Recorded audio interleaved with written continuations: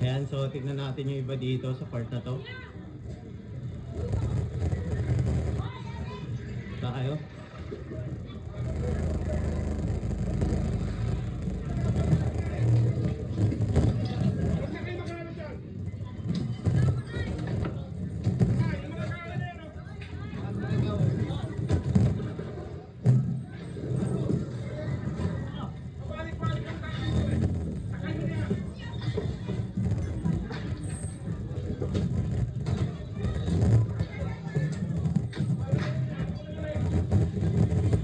Yan, so lahat to pinapaklear ni Engineer Bulanon kasi kailangan talagang alisin dahil bumabalik-balik lang sila dito dahil ito po ay kalsada.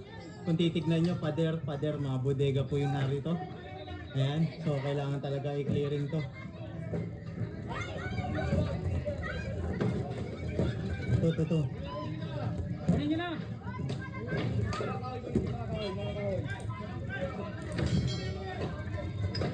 Ito, lahat raw to, sabi ni Engineer Bulanon, kukunin.